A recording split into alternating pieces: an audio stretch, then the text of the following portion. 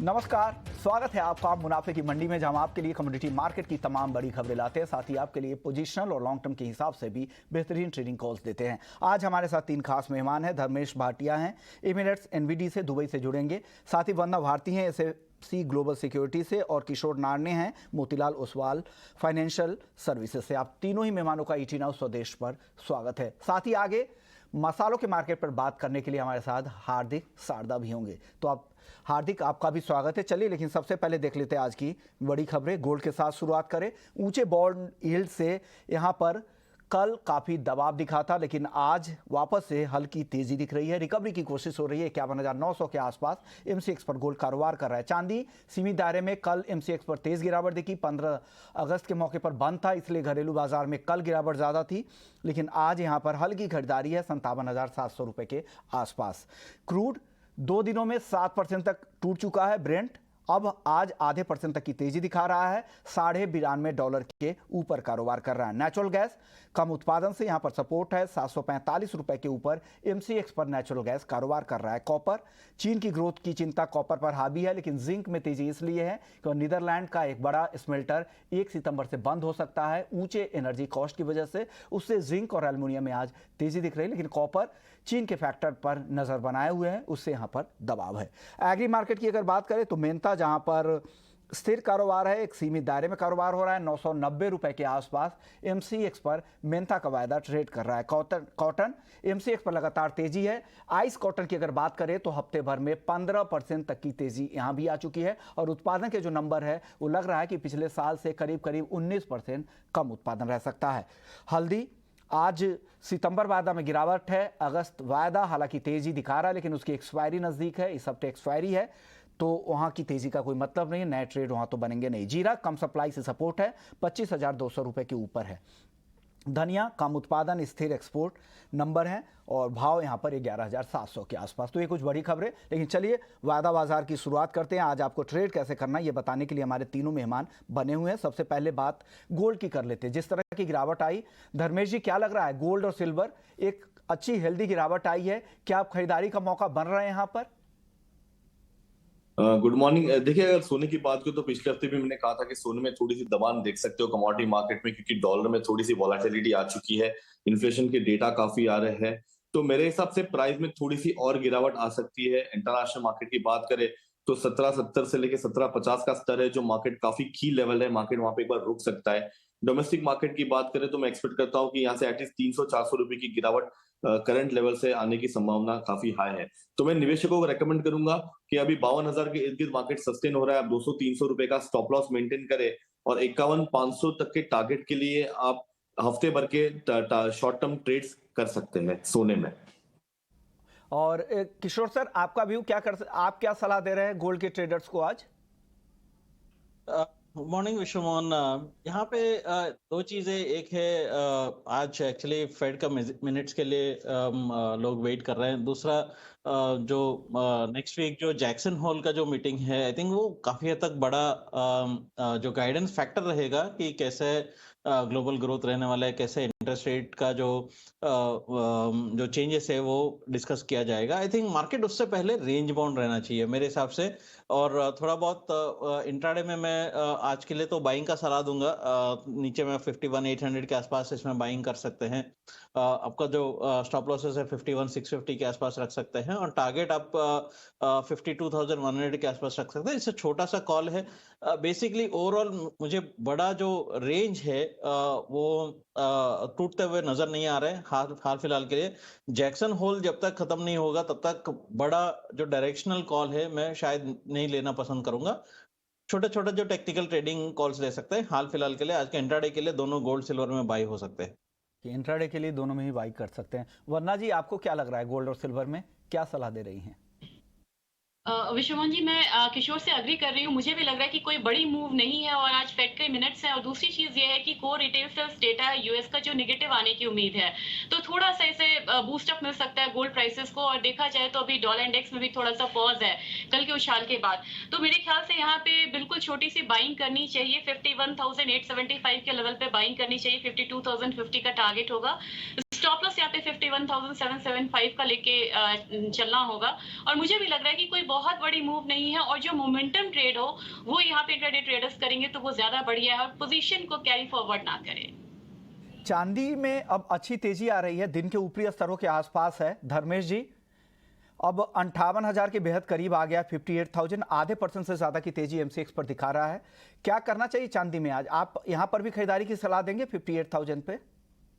देखिए, चांदी में तो मैं काफी बुलिश हूँ। मैं एक्सपेक्ट करता हूँ कि चांदी में जो तेजी है वो बरकरार रहेगी, क्योंकि डाउनसाइड रिस्क काफी लिमिटेड है। अगर आप देखिए सोने की चाल देखें तो $100 के मूवमेंट में भी चांदी $1-2 की मूव कर रही है।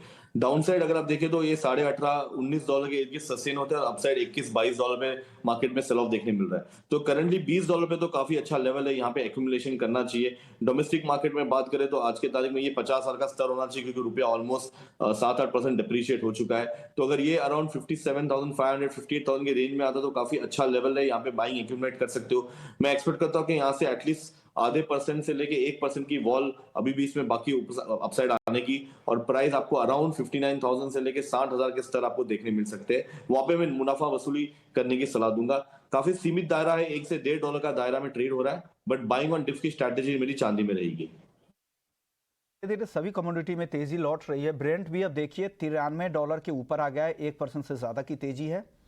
$88 के करीब अब WTI क्रूड भी आ गया है, MCX क्रूड भी अच्छी तेजी अब दिखा रहा है। किशोर सर, क्या लग रहा है क्रूड में क्या हो रहा है और कितनी तेजी और यहां से अब आएगी? क्योंकि 7% टूटने के बाद एक रिकवरी तो बन रही है यहां से। एक्चुअली क्या है कि अगर ईरान का अगर न्यूक्लियर डील अगर हो जाता है तो वहां पे थोड़ा बहुत जो नेगेटिविटी मतलब प्राइसेस करेक्शन आ सकता है, और वो जो है सेंटिमेंट पे थोड़ा सा असर दिख रहा है। और मुझे लगता है कि आज का जो तेजी है वो ज्यादा टिकाऊ नहीं है, और वापस ऊपरी स्तर में मैं बिकवाली का सलाह दूंगा। अगर 7,020 7,030 के आसपास इवन करंट लेवल से अगर 40-50 रुपए ऊपर जाने के बाद इसमें बिकवाली कर सकते हैं। टारगेट्स आप रहेगा 6,800 के आसपास, एंड स्टॉप लॉसेस 7,150 के आसपास रखना चाहिए।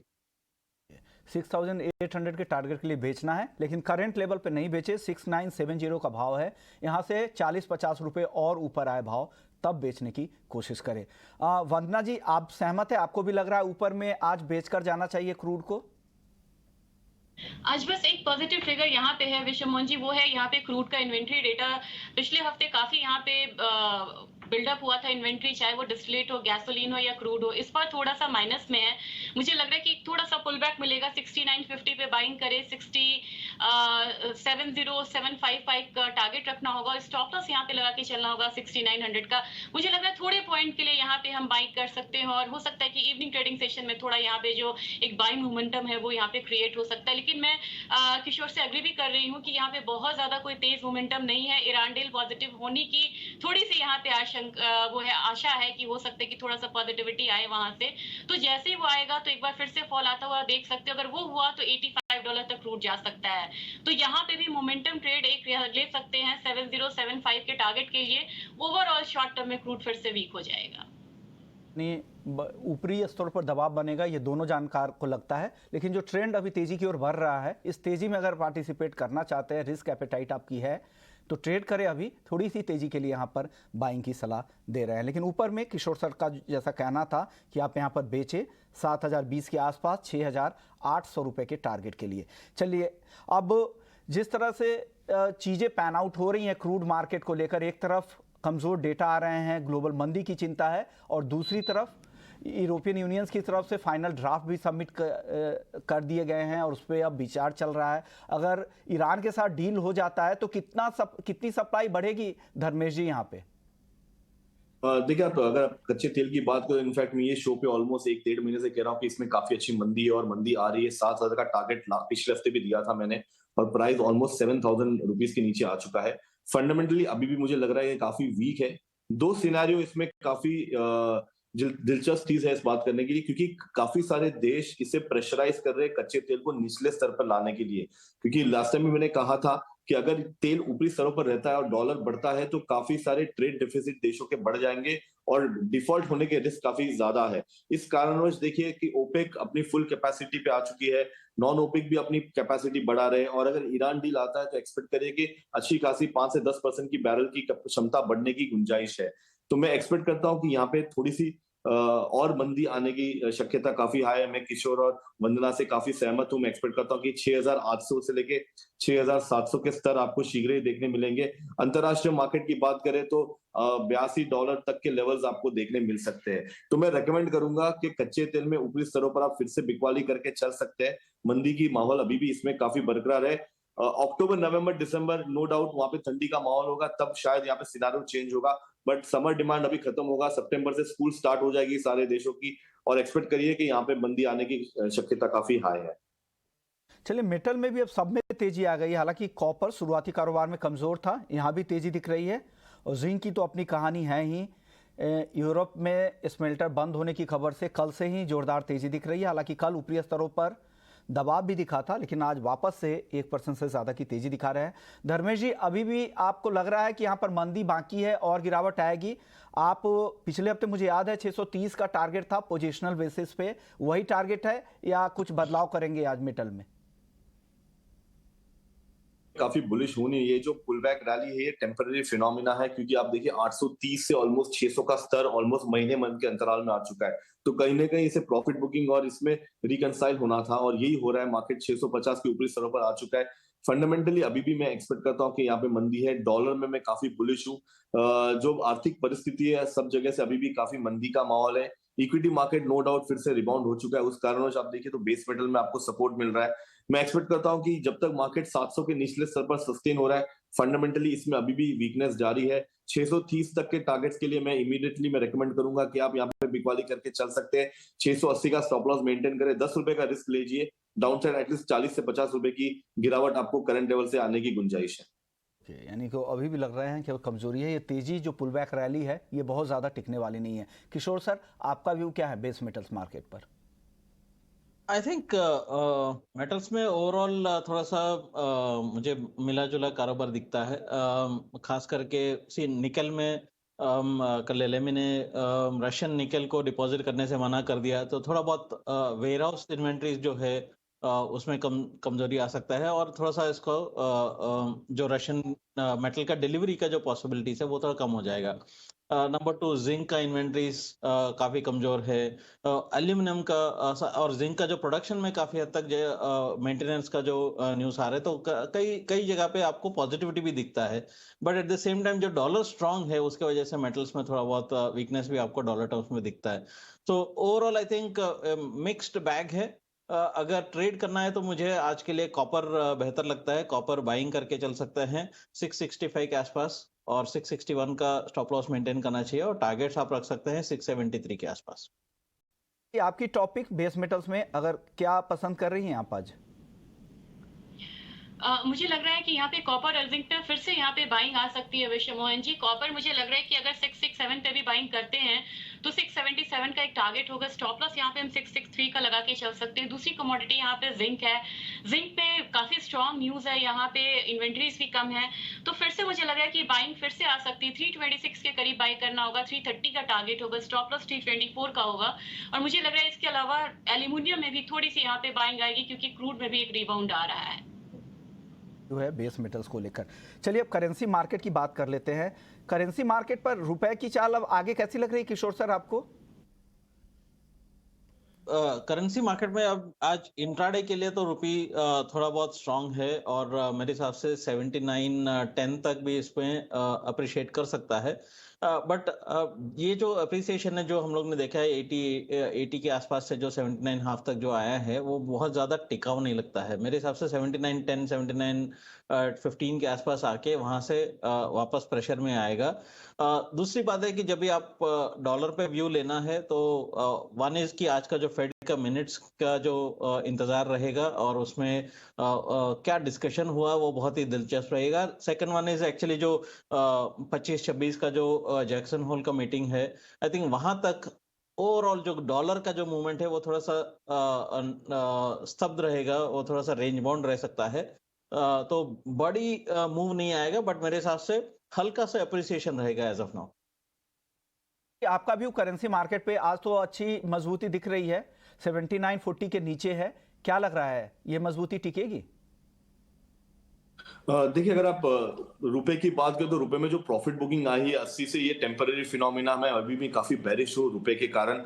अगर आप देखिए रुपए के जो ट्रेड डेफिसिट के जो निरंतर है वो मोस्टली ऑयल और गैस और सोने की तरफ से ज्यादा बेट होते हैं। अगर आप दोनों में थोड़ी मंदी एक्सपेक्ट करते हो तो इस कारणवश आप देखिए कि रुपए में थोड़ी सी मजबूती आई है, बट ओवरऑल मैं अभी भी काफी बेरिश हूँ। मुझे लगता है कि फिर से 80 के स्तर आपको शीघ्र ही देखने मिल सकते हैं। अगर मार्केट में थोड़ी सी वॉलेटिलिटी और आ गई और मंदी का सिनेरियो आ गया इक्विटी मार्केट में, तो ये फिर से 80 का लेवल ब्रेक कर देगा। तो डाउनसाइड रिस्क काफी लिमिटेड है। अगर आप देखिए तो मैं रेकमेंड करूंगा कि आप डॉलर बाय करके चल सकते हैं। अपसाइड फिर से 80 से 81 के लेवल के लिए आप होल्ड कर सकते हैं। मैं दिसंबर तक 81, 82 के स्तर भी देख सकता हूं।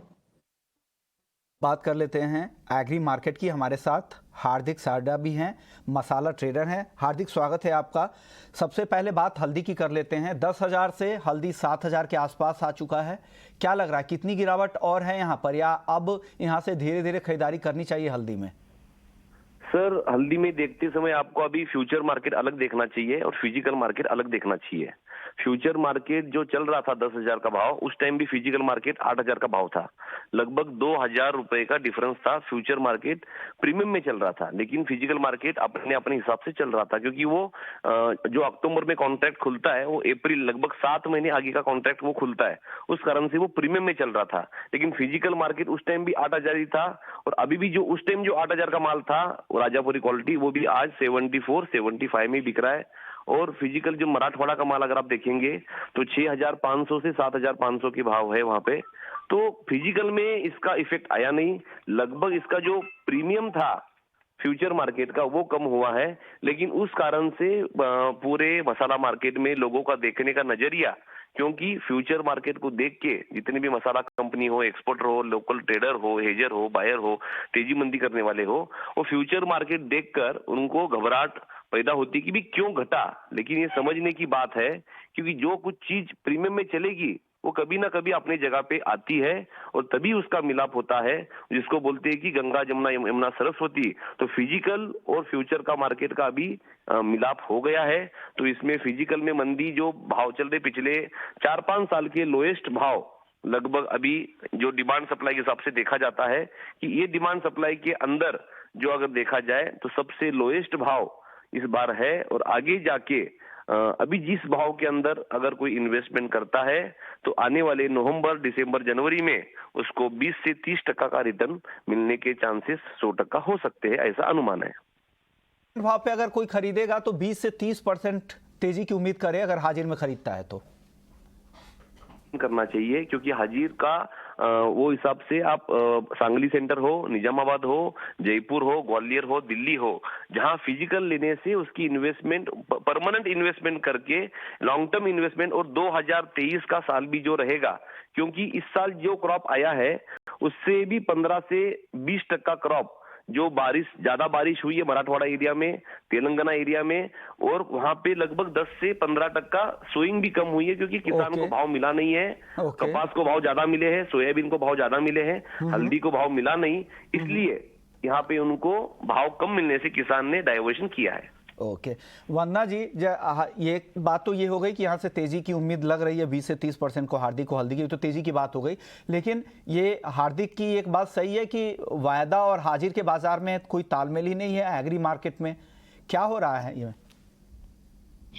यहाँ पे देखा जाए विश्वमोहन जी, यहाँ पे जो प्रीमियम है दोनों के बीच का जो स्प्रेड है वो हाल के दिनों में यहाँ पे कम हुआ है, और इस मार्केट ने एक जो रिएक्शन दिया है वायदा बाजार ने, ये क्योंकि फ्यूचर्स मार्केट होता है, बाद के मार्केट को ये आकलन करता है, और यहाँ पे जो सोइंग एरिया थे, जो प्रोडक्शन का अनुमान था, जो मानसून पे इसने रिएक्ट करा है, तो इसकी वजह से ये कह सकते हैं कि थोड़ी सी जो ये मार्केट थी ये ज्यादा वॉलेटाइल हुई है, और जो स्पॉट मार्केट था वो यहाँ पे स्थिर था। तो एक वेदर कंडीशन कह सकते हैं, एक एकरेज कह सकते हैं, प्रोडक्शन एस्टिमेट्स कह सकते हैं, हैं और साथ में यहाँ पे अब ये जो मार्केट है ये डिस्काउंट करेगा अब आने वाले फेस्टिव डिमांड को, साथ में सीजनल डिमांड जो विंटर डिमांड आएगा।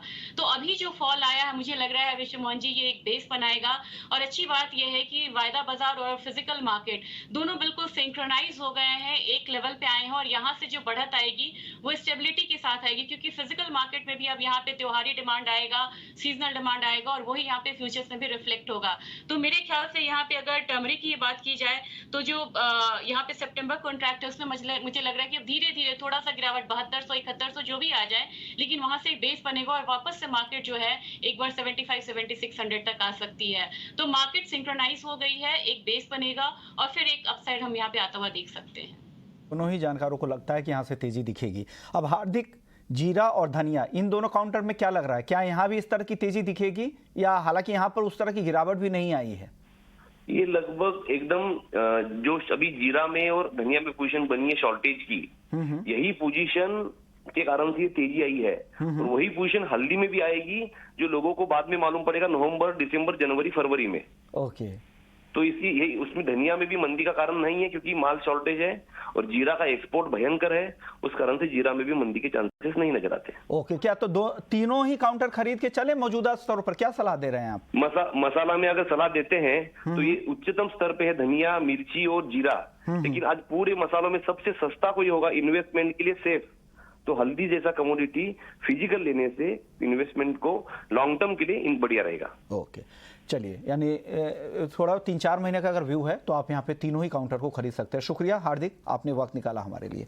चलिए अब आगे बढ़ते हैं और कॉटन की बात कर लेते हैं, जहाँ आज भी ऊपरी सर्किट लगा हुआ है। 2% का जो लिमिट लगा दिया गया है उससे 2% की लगातार तेजी देखने को मिल रही है। अब MCX कॉटन 50,550 पर आ गया है। वरना जी, क्या लग रहा है कॉटन में कितनी तेजी और है यहाँ पर घरेलू? हालांकि आज आइस कॉटन में तेजी नहीं दिख रही है।